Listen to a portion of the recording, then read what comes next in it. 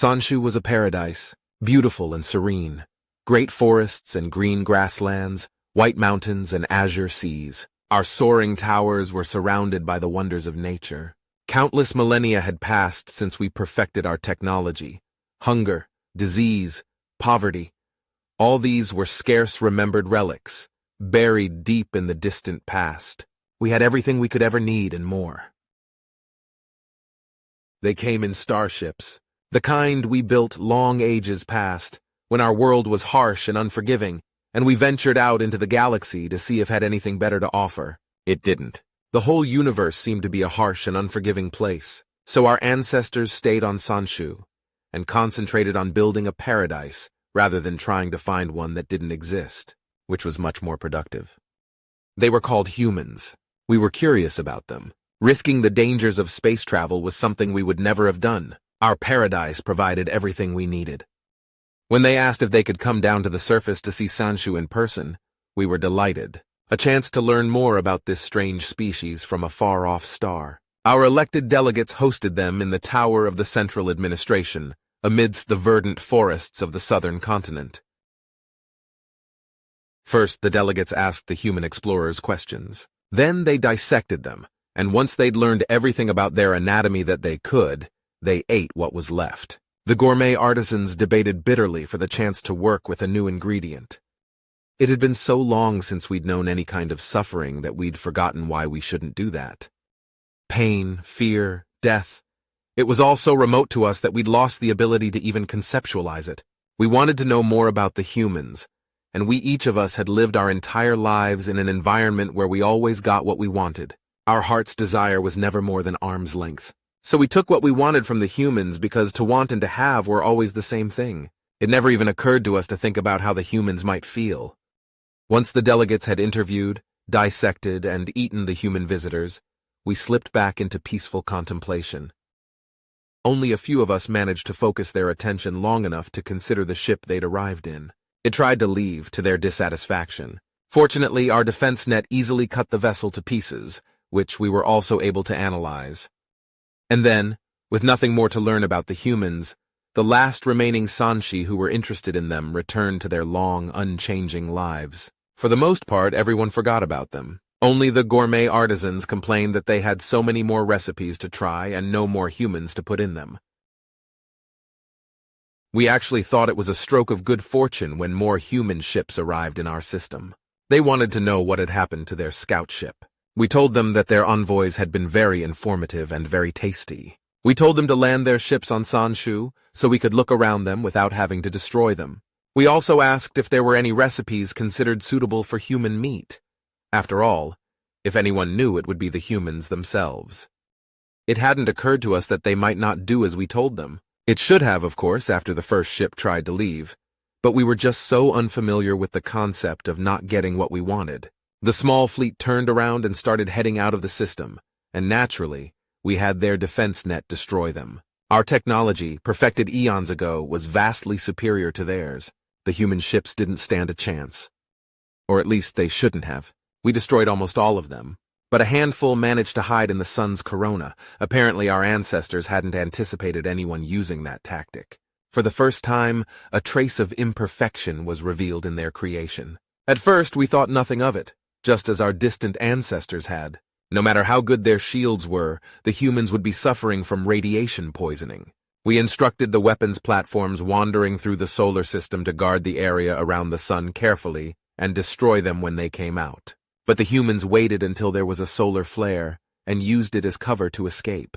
We briefly caught a glimpse of their hyperspace engines activating at the edge of the system, then they were gone. And then we forgot about them again. A few of us gained some enjoyment from combing through the wreckage, but there wasn't anything there that we hadn't already learned from the first ship. There wasn't even any usable human meat, although one of the remote drones brought back a sample of a carbohydrate-heavy foodstuff, cereal. The gourmets declared it edible but unpalatable, although it may have suffered from being exposed to vacuum. There was no further sign of humans for a while. We couldn't say how long. We'd stopped really keeping track of time. There didn't seem to be any need for it, when one day was much like the last, and tomorrow would always follow just the same. Then, without any warning, the humans returned.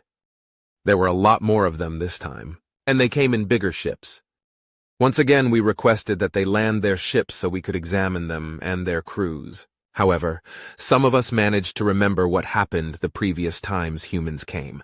They recognized that it was unlikely that the humans would comply, meaning we wouldn't get what we wanted immediately. So strange. But there were perhaps other ways to get what we wanted, that involved actual effort. They activated the defense net and instructed it to acquire targets but hold fire. Then they tried making a threat. Land your ships or we will destroy them. This was a mistake. It was the first attempt at innovation that had been made in, well, since any of us could remember. The individuals behind it had actually considered what the people aboard the ships might want, and had concluded that they would not want their ships destroyed, and would comply. What they had not considered was that these were humans.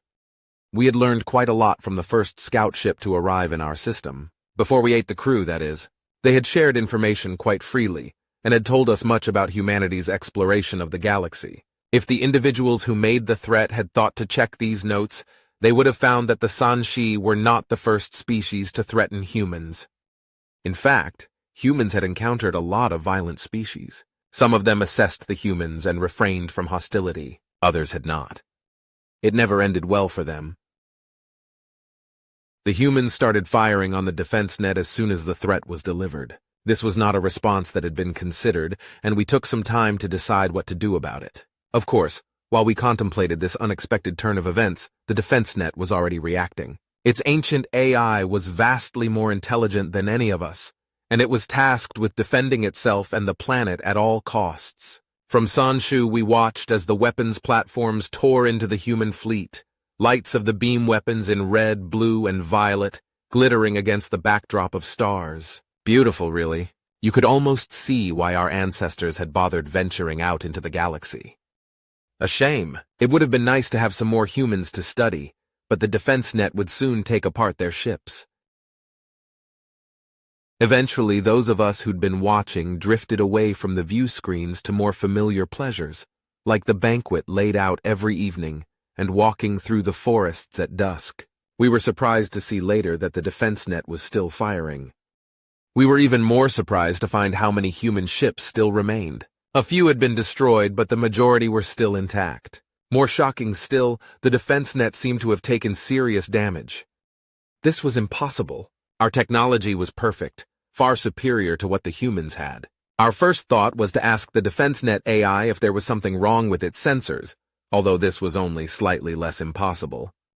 No, this was really happening. The humans were not only fighting back, they were winning. Although their weapons weren't as powerful, their ships had been designed for battle, and they were numerous. Worst of all, they were clever. They had learned from previous encounters, and were using high magnetic fields, the sun, the poles of the planets, and certain moons, to hide from the defense net's sensors. The AI wasn't capable of feeling annoyance or frustration, but it did seem to be a little terse as it relayed this information. Every time it tried to reposition satellites to surround one group, another left their hiding place and attacked. Our weapons platforms were powerful and well shielded, but they weren't particularly mobile. They'd never been designed to travel outside the system, so our ancestors hadn't seen the need. Their technology, after all, would make up for that slight shortcoming. The human ships built to traverse the galaxy were very mobile, and they were making use of that slight shortcoming to outmaneuver the weapons platforms and pick them off one by one. Slowly but inexorably, they were taking apart the defense net. And the defense net AI, having run all the billions of possibilities, had concluded that there was nothing it could do. Like a board game where your final piece is trapped and will inevitably fall no matter which move you make, the humans had forced it into a position where every option it had led to defeat. Its final communication before the last of its distributed servers was destroyed instructed us to negotiate with the humans. It's possible that its neural net, having already lost so many processors, had already fallen below the threshold necessary for sapience. Or perhaps it was just desperate, still driven by the command our ancestors had given it to try any and all means of defending the planet. We were not suited to negotiation. We didn't even know how to start, so, after some debate, we sent the following message to the human fleet. We want you to land so we can examine your ships and then eat you. What do you want? Apparently, they wanted to bombard our towers from orbit, an objective they were able to accomplish without any assistance from us, so there was not much point in negotiation.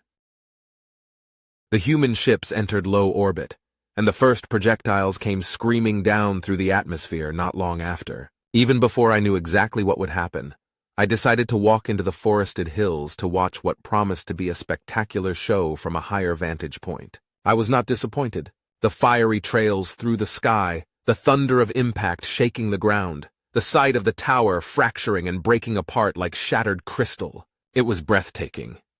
Over the local net, I heard screams, others of my kind, experiencing pain for the first time in their lives. In most cases, just before their lives ended, and I thought, that might happen to me.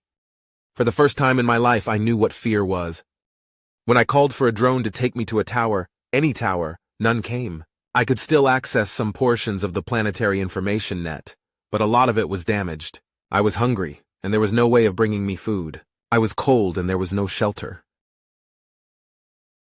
I was suffering pain, both physical pain from the adverse conditions in the rapidly darkening forest, and emotional pain from the destruction the humans had wrought on my world. I was just starting to realize that so much of our beautiful, serene Sandshoe was gone. Our paradise was lost forever. The humans had taken in from us. For the first time in my life, I felt anger. But also, I understood. I understood pain now. The humans had hurt us, because we had hurt them. Without even thinking about it, we had inflicted pain and death on them, and for no reason beyond our curiosity. I felt guilt. I also felt shame. And more than that, I felt annoyance that we had been so stupid and so careless and so very unthinking. This tragedy could easily have been avoided, if not with more compassion and thoughtfulness, then at least by considering who we were dealing with before attacking them. Of all the species we could have fucked with, we should never ever have fucked with the humans. So many feelings that I had never felt before. As dawn rose and I experienced the indescribable pleasure of the sun's warmth, I considered the possibility that the humans had actually done us a favor. Collectively, as a species, that is. Those of us who were already dead weren't in much position to appreciate it, and the rest of us might be too distracted by the devastation to appreciate it. But all these new feelings were better than all the entertainments I'd experienced.